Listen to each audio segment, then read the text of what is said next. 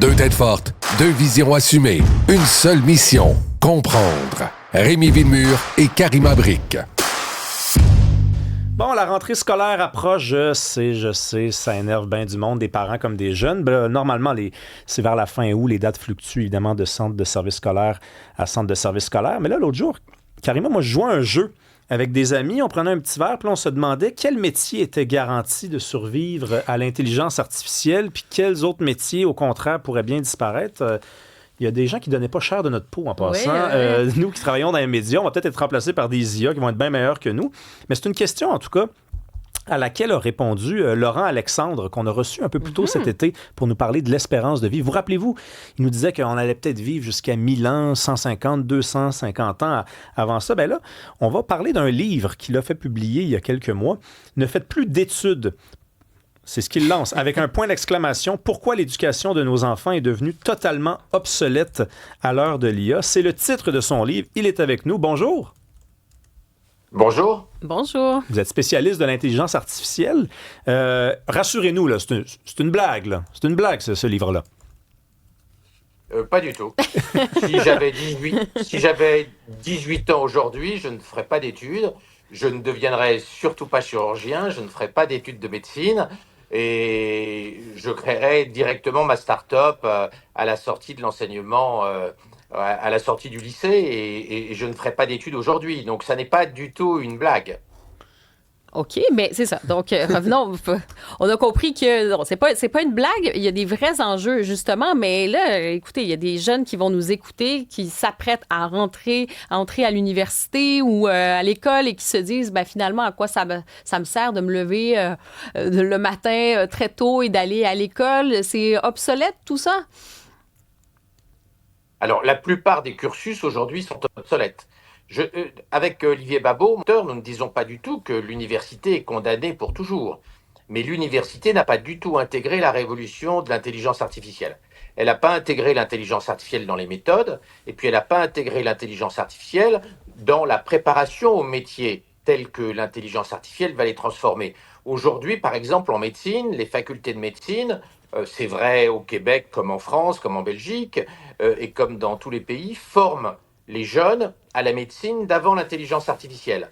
Or, l'intelligence artificielle va bouleverser la façon dont la médecine s'exerce. Il est très clair qu'en 2035, un médecin n'aura pas le droit de faire un diagnostic sans l'autorisation de l'intelligence artificielle. Un médecin n'aura pas le droit de faire une ordonnance dans 10 ans sans l'autorisation de l'intelligence artificielle, tant le décalage entre l'intelligence artificielle et les médecins devient énorme et on ne va pas casser du malade pour maintenir l'ego et les satisfactions narcissiques des médecins. Donc on va transformer radicalement la profession médicale. Or, les facultés de médecine ne préparent pas les jeunes à ce monde-là.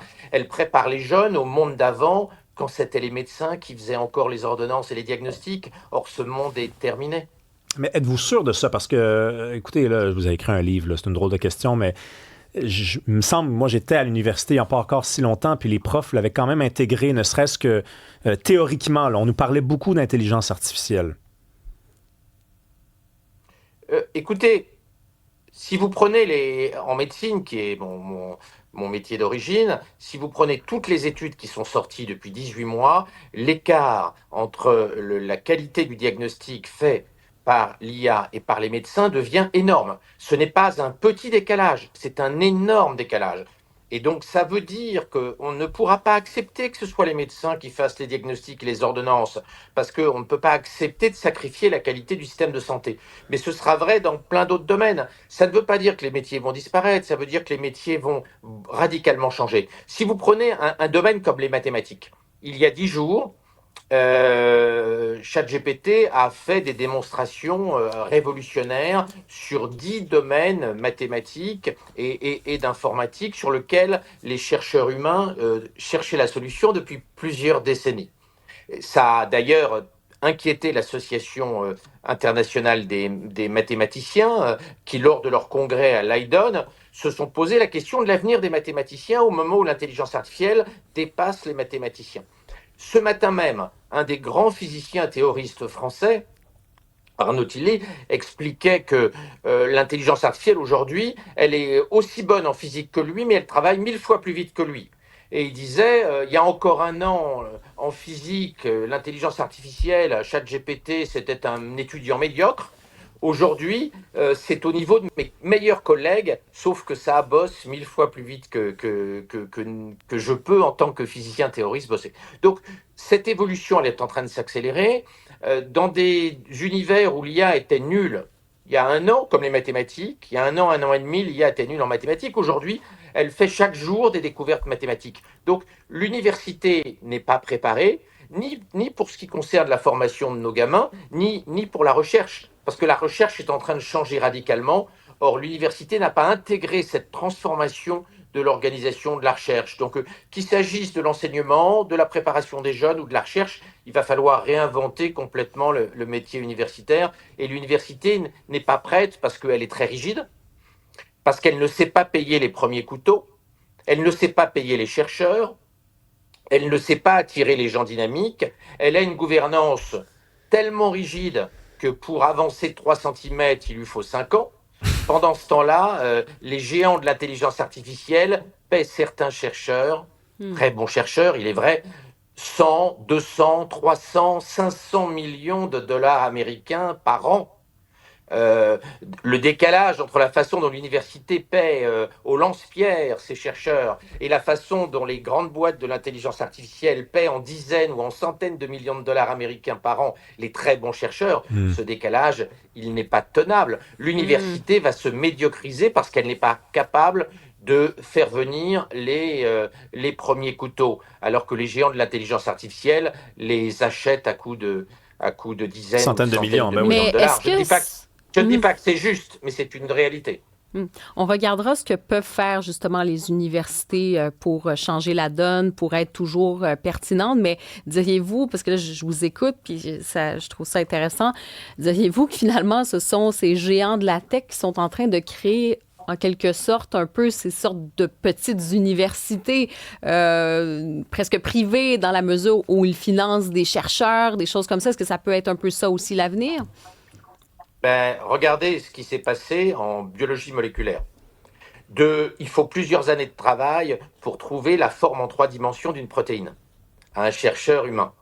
Demis Hassabis, qui a eu le prix Nobel de chimie pour cela, c'est lui qui a fait AlphaGo aussi, qui a battu tous les champions du monde de Go au jeu de Go. Demis Hassabis, qui dirigeait l'intelligence artificielle chez Google, eh bien, il a, grâce à l'intelligence artificielle de Google, déterminé en quelques semaines la structure en 3 dimensions des 200 millions de protéines qui existent sur Terre. C'est un travail qui aurait pris 5000 ans à la totalité de la communauté biochimiste mondiale, de la communauté des scientifiques mondiales. Et ça s'est fait en quelques semaines grâce à l'intelligence artificielle de Google. Donc on voit à quel point l'université va être concurrencée par les géants de l'intelligence artificielle qui ont beaucoup d'argent, beaucoup de puissance informatique et puis qui payent les chercheurs très cher. Les facultés au Québec ou en Europe ou partout ailleurs n'ont pas d'argent. Elles ont très peu d'argent. Elles n'ont pas les centaines de milliards de cash flow que les géants de l'intelligence artificielle ont. Et donc, ça crée une concurrence très forte sur toutes les missions de l'enseignement et pas seulement sur la fonction éducative.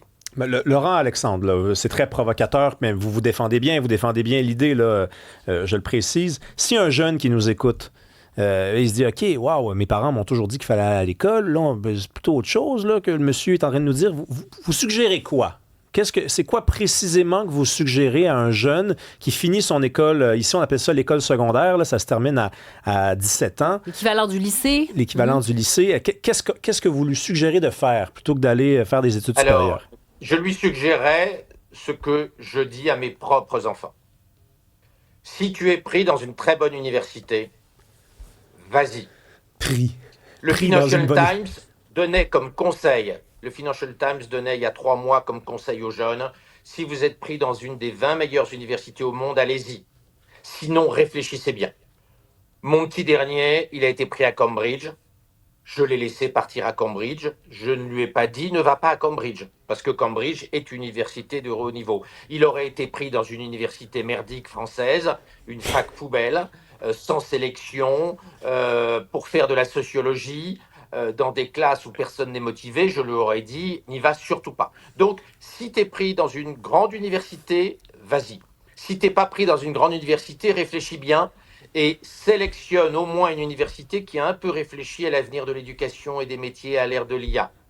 De toute façon, ce que tu vas apprendre à l'université dans 2 ans sera parti à la poubelle, sera transformé radicalement par l'IA, donc c'est pas dramatique si tu ne vas pas à l'université. En revanche, c'est pas parce que l'IA est là qu'il faut devenir une grosse feignasse et glander. Bien au contraire, à l'ère de l'IA, il n'y a pas de place pour les grosses feignasses.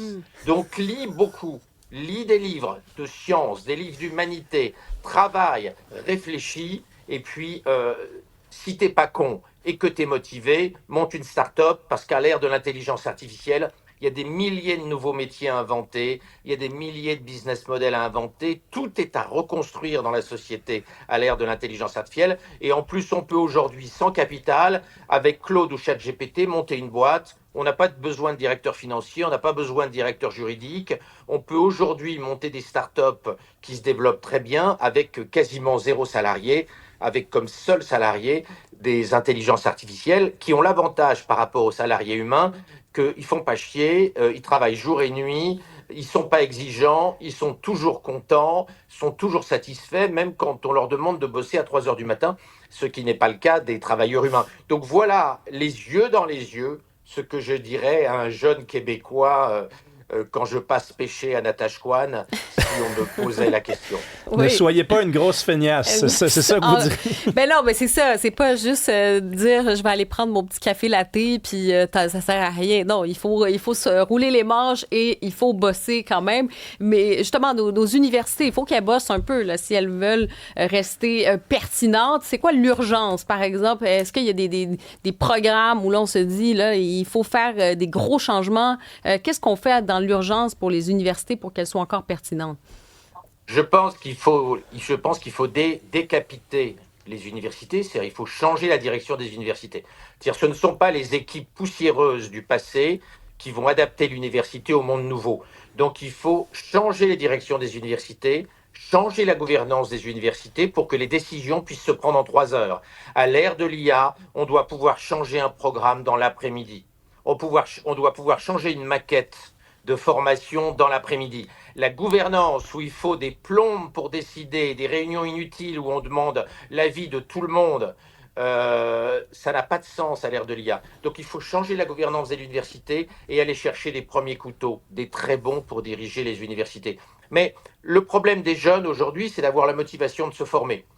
Le meilleur professeur au monde, en tout cas le meilleur que j'ai eu de toute ma vie, c'est ChatGPT et Claude. Et donc chaque jeune peut se former, demander à ChatGPT de lui faire un programme sur mesure de formation, adapté à sa psychologie, adapté à ses connaissances, adapté à ses lacunes cognitives, à ses blind spots, à ses handicaps cognitifs. Et on en a tous, des zones qu'on comprend moins bien, etc. Et donc, il faut apprivoiser l'outil, s'en servir. Et là encore, non pas pour être une grosse feignasse, mais pour aller plus loin et pour faire mieux. C'est la leçon de l'histoire. On n'a jamais eu la situation actuelle qui est incroyable, qui est que chacun peut être dans les situations d'Alexandre le Grand.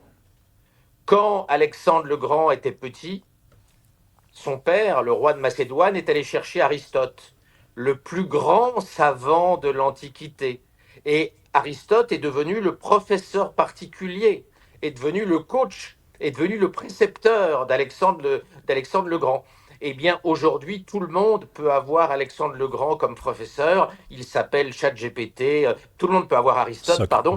Il s'appelle ChatGPT et il faut en profiter. Et souvenez-vous de ce que disait le général de Gaulle en 1934. Il disait l'école du commandement, c'est la culture générale. Et d'ailleurs, derrière chaque victoire d'Alexandre le Grand, il y avait toujours l'ombre d'Aristote, son précepteur. Eh bien aujourd'hui, Aristote, qui était réservé jadis à Alexandre le Grand quand il était petit, eh bien Aristote, tous les étudiants québécois l'ont dans leur poche avec ChatGPT. C'est quasiment gratuit. Ça peut donner des cours et des formations toute la journée. Donc il faut en profiter. Le monde est plein d'opportunités. Foncez les mecs. Merci beaucoup, Laurent Alexandre. Filles. Hey, les filles aussi, vous êtes très aimables, c'est le fun. C'est le fun de discuter avec vous. C'est comme des petits coups de fouet, là. On se fait un peu engueuler, mais c'est différent. Merci beaucoup d'être venu nous parler. Merci. À bientôt. Merci. Merci à vous. Bye bye.